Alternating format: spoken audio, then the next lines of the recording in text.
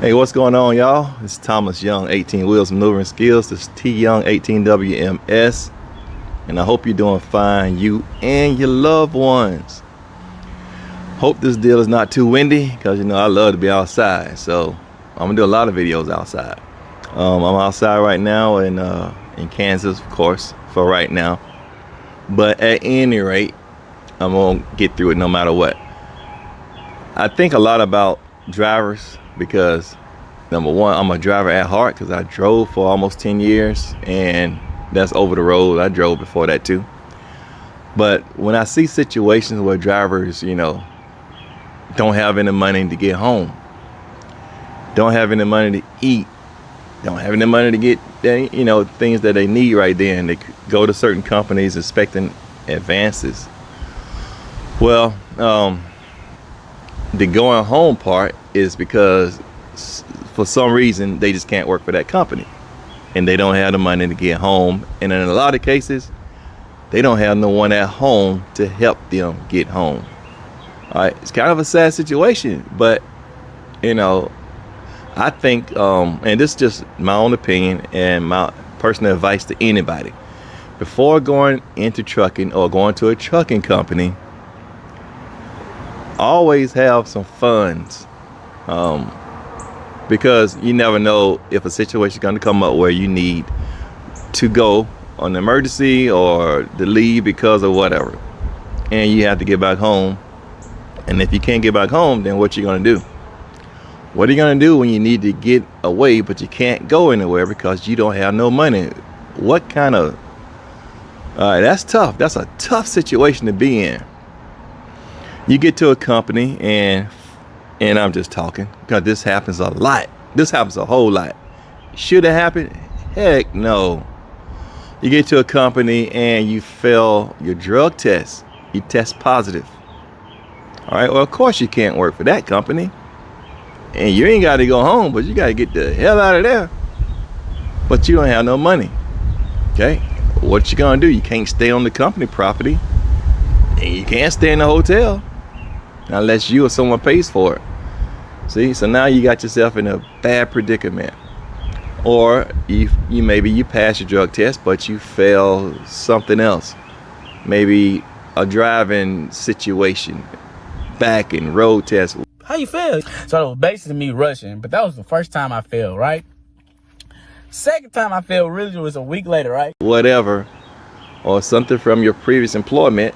A verification came back and now you don't meet the company's criteria, so you automatically disqualified. You have to leave that company.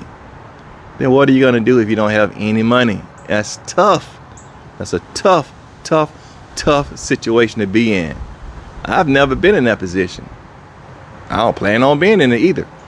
A lot of people in it or have been in it but didn't plan on it, but you didn't plan on not to. So what I'm saying is this here: don't rely on the company, because every blue moon a company might get you home, but normally I don't think that's the case. You'd be good, lucky enough to get a ride to the airport or the bus station or to a rental car joint. Okay, so make sure you have funds in your pocket, but always be upfront and honest when you do your application. Don't try to hide things. Here's one thing that seems to be some confusion about when it comes to preventable accidents. A company could put on your hire right, your DAC report, whatever, that you had an accident.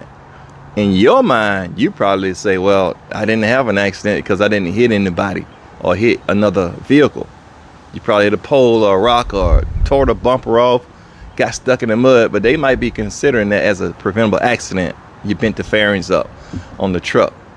Well, no matter what, anything preventable, you should know what's on your record and report that to the next company that you're trying to get with. Otherwise, you get out there, they run your verifications, they get the information back. You didn't even tell them about these preventables. Now you just falsified your application and you can't work there. Now you have to leave. Do you have funds to get where you need to go? Do you have funds to make sure you're taken care of?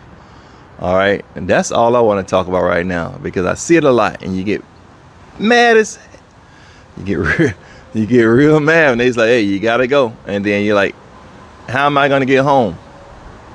Who you asking? You're grown. It's up to you to get home. It's your responsibility. So all I'm saying is this here. Make sure you have what you need to get where you need to go. All right? It's very important. All right? I don't want to see you stranded or feeling like that. That's what happens. And the next thing you know, you're real upset.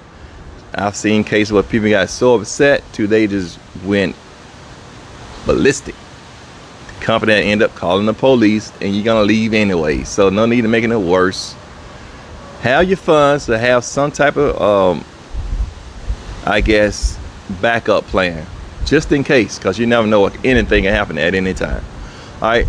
That's what I wanted to talk about. If you have any questions about stuff like that or any comments, feel free to jot it down there. You know, you can hit me up at T Young, that's Young, tyoung.1818. So that's 18wms@gmail.com.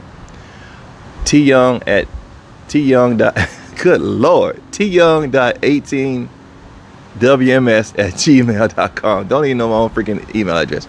All right, y'all have a safe day. All right, 18wms, and I'm out of here.